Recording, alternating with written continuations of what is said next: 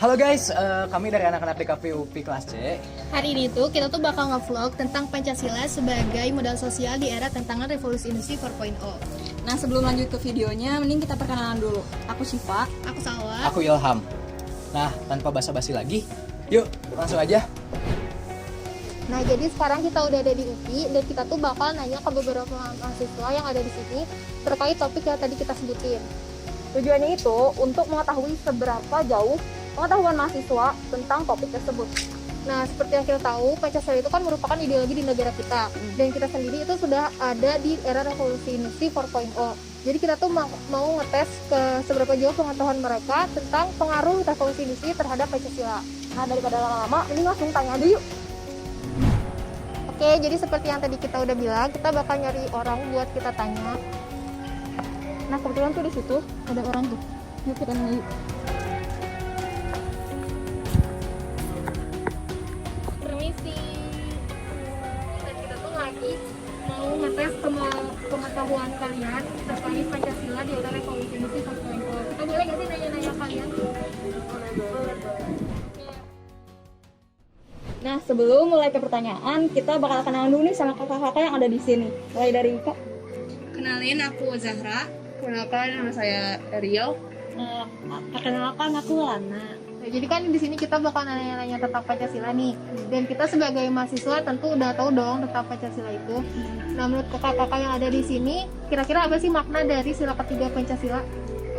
Kalau menurut aku tuh kan, kalau isi sila ketiga tuh lebih tujuannya tuh soal isi persatuan kan. Nah, menurut aku tuh karena Indonesia memiliki banyak ras, memiliki banyak suku dan bagian lainnya tuh, tujuan Pancasila tentang sila ketiga ini tuh ingin mempersatukan semua ras, suku dan bagian lainnya agar memajukan si negara Indonesia itu. Kalau dari makna yang barusan kakak sebutin, kira-kira udah terrealisasi belum sih di kehidupan sehari-hari kita sekarang? Kalau menurut aku di kehidupan sehari-hari gitu, kayaknya sih udah, karena menurut aku ya, ini tuh dari waktu ke waktu kayaknya tuh masyarakat Indonesia tuh udah mulai terbuka satu sama lain, saling menghargai satu sama lain walaupun itu beda agama, ras dan suku dan bagian lainnya sih. Menurut aku seperti itu. Nah, terus ini nih. Kan kita sebagai generasi milenial nih, apa sih sikap kayak gimana gitu sikap kalian terhadap orang-orang yang gak patuh sama Pancasila gitu? Kalau buat yang nggak patuh sama Pancasila tuh apa ya? Misalnya kita tuh sebagai mahasiswa ya, udah pasti terdidik dong. Dan kalau misalkan mereka nggak patuh sama Pancasila itu rasanya mengecewakan ya. Karena kita kan punya ya tadi Ariel jelasin tuh kita beda-beda suku, bangsa, agama dan ras itu tuh, dan kita tuh harus benar-benar toleransi dengan semua itu kan. Ya kalau misalkan ada pun yang nggak toleransi, paling ya cukup buat ditegur aja sih.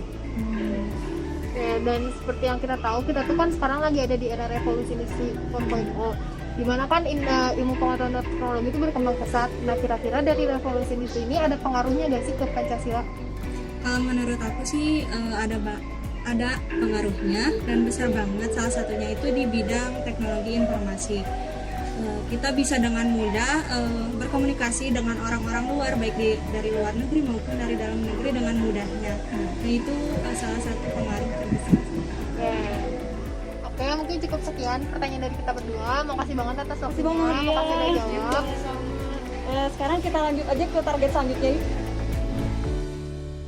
Oke, sekarang kita bakal lanjut buat nyari orang-orang selanjutnya yang bakal kita tanyain. Nah, kali gitu. Misi Kak. Kak, boleh minta waktunya sebentar gak? Kita lagi nge-vlog nih dan kita mau tanya-tanya seputar Pancasila di era revolusi industri. Kira-kira bersedia gak? Boleh. Sebelum mulai ke pertanyaan, kita mau kenalan dulu nih sama kakak yang ada di sini. Saya Abian. Nama saya Arya. Saya Julius. Jadi kan seperti yang tadi udah saya sebutin bahwa kita berdua mau nanya-nanya nih seputar Pancasila. Mungkin yang pertama, kan kita sebagai mahasiswa tentu tahu dong tentang makna Pancasila itu sendiri apa. Nah, menurut kakak-kakak di sini apa sih makna dari sila ketiga Pancasila? Mungkin maknanya kayak kita tuh sebagai bangsa dan sebagai masyarakat itu harus saling ya apa ya, bersatu dan kayak apa ya, saling toleransi dan tidak terpecah belah gitu seharusnya. Dari makna tersebut kira-kira udah terrealisasi belum sih di kehidupan sehari-hari? Sebenarnya kalau di kehidupan sehari-hari mungkin nggak 100% gitu ya, karena nggak semuanya juga apa ya, di kayak misalnya di lingkungan rumah aja belum tentu kenal semuanya. Cuman untuk yang kayak ada yang berbeda atau ada yang misalnya agamanya berbeda atau budayanya berbeda, mungkin masih kayak selalu ditoleransi dan dimengerti gitu. Oke, terus menurut kakak yang di sini gimana sih sikap kalian kalau misalnya ada orang-orang yang gak menghargai nilai-nilai Pancasila? Kalau menurut saya pribadi sih seharusnya mereka itu ditegur gitu, soalnya itu kan salah satu dari dasar negara kita yang berarti kita semua warga negaranya itu harus mengikuti aturan dari yang negara sudah kasih gitu. Terus kan kita sekarang tuh lagi ada di era revolusi industri 4.0, dimana kan ilmu pengetahuan dan teknologi kan berkembang pesat. Nah kira-kira era ini tuh ada pengaruhnya gak sih ke Pancasila menurut kakak?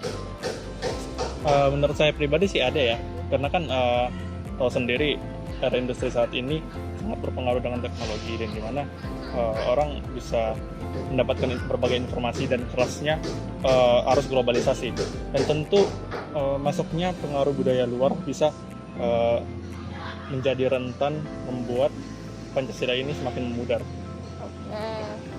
Mungkin cukup sekian pertanyaan dari kita berdua. Makasih banget atas waktunya, makasih atas jawabannya.